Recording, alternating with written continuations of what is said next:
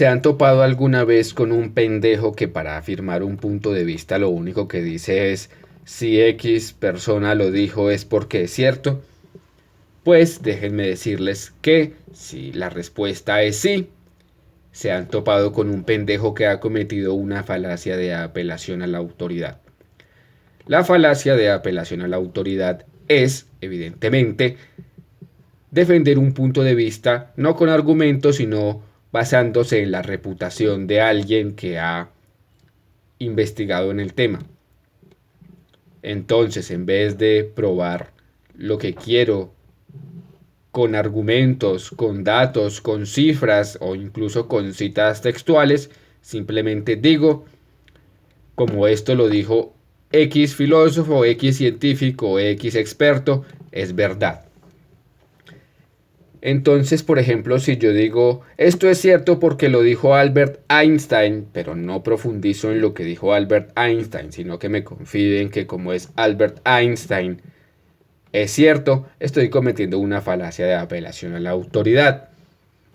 Y yo puedo cometer esa falacia de diferentes formas. Una es evidentemente la que acabamos de decir, pero otra es, por ejemplo, traer a una conversación un experto que no resulta tal. Es decir, yo empiezo a mencionar en una conversación que, por ejemplo, un poeta dio una opinión bien interesante sobre economía. Pues entonces ahí estoy cometiendo un uso inadecuado de una autoridad porque nuestro experto no tiene las credenciales necesarias para dar un punto de vista que podamos tener en cuenta.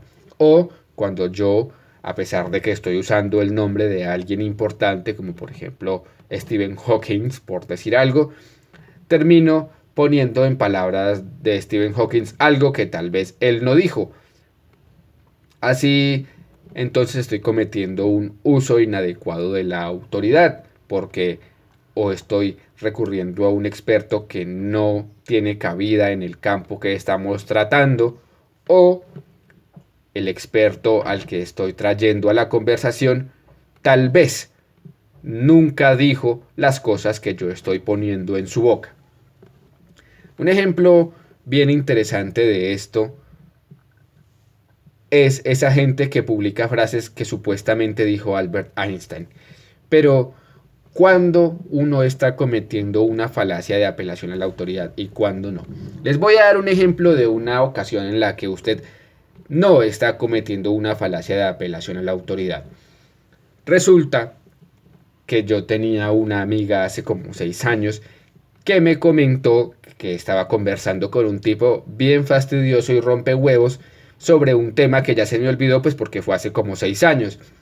Resulta que mi amiga sabía del tema del que estaban hablando porque recientemente se lo habían explicado en una clase.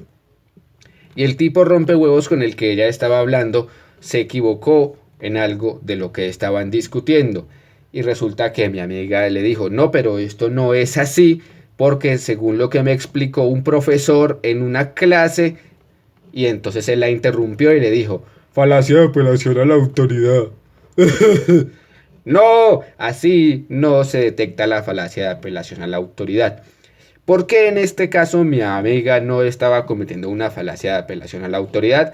Porque, bueno, primero porque la interrumpieron y segundo porque ella había recibido información fundamentada, explicada, comentada, argumentada sobre el tema de manos de alguien que conoce del tema, pero que no impuso la idea sobre ella y ella no buscaba imponer la idea sobre el imbécil con el que estaba hablando.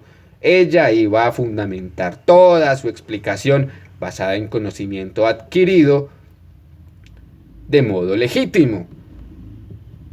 Por eso, señores, se hacen citas en las tesis de grado, se hacen citas en los ensayos filosóficos y por eso no se saca a Albert Einstein de contexto para justificar estupideces.